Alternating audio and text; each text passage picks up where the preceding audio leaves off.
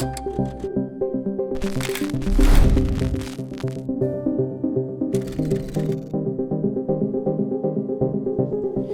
arguments about fashion watches will most likely last until the end of time, no matter how many of those brands validate their efforts with award-winning designs and intensive traditional crafts.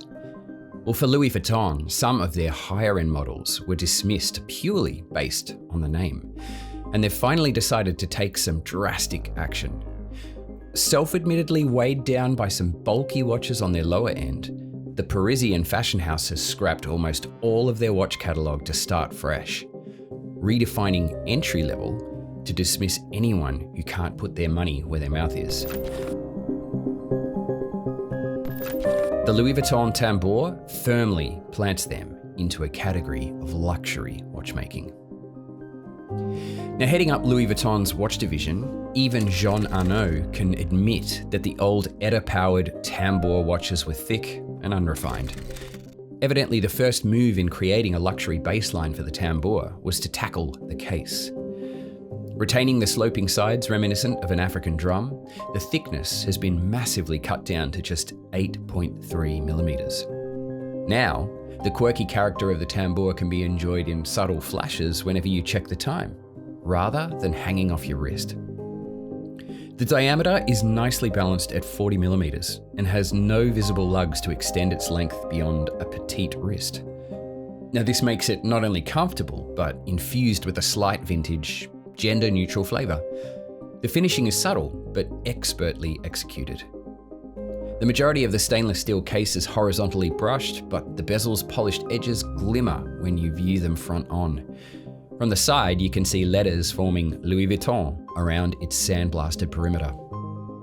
Creating a dial which will form the basis of a new collection must be a difficult task, but Louis Vuitton have succeeded in coming up with something that's unique without being jarring.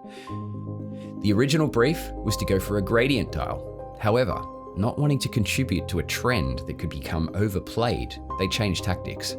Offering a similar dynamic effect, the sector design with the contrasting textures makes the available colors shift depending on the lighting and the angle. The silver reference goes for a slightly more refined and versatile look, while the denim blue offers more in the sporty realm. The sector design is quite good for legibility as well, as the hours and minutes have been divided into easily read partitions. The hour ring has a mix of applied Arabic numerals and baton indices, while the minute track lies around the outside of the dial. Their respective hands point neatly to the edge of each circle and are semi-skeletonized to create more space in the center. And finally, a small second subdial runs at the 6 o'clock position, imbuing an extra sense of sophistication.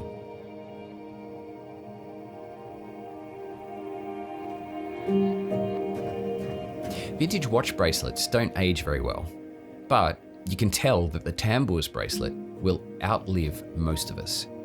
Connected inside a shoulder on the back of the case for fluid integration, flexibility has been prioritized to get the most comfortable fit possible. The brushed finish keeps the overall appearance fairly humble, while pins of polished steel between the main links remind us of its glamour. Powering this Louis Vuitton Tambour is yet another incredible effort from new LV subsidiary La Fabrique du Temps, who have manufactured some of Louis Vuitton's most impressive calibers, and Le Circular des Soldiers, based on the CH200 CHSA, that also features in the Speak Myron ripples. The LFT 023 is visible through the sapphire display caseback, revealing an industrial landscape with a technological flavor, with grain finishes moving away from the traditionalism one might expect. The solid gold micro rotor is deeply engraved with the LV logo and keeps the 50-hour power reserve topped up automatically as the watch beats at 4 Hz. The new Louis Vuitton Tambour is now available from Louis Vuitton boutiques Australia-wide at a price of 31,000 Australian dollars. Hey, if you've enjoyed this video and you have not yet subscribed to Time+Tide, well, maybe think about doing so. That's the easiest way that you can support more great ongoing content just like this on the Time+Tide channel. I'll see you on the flip side.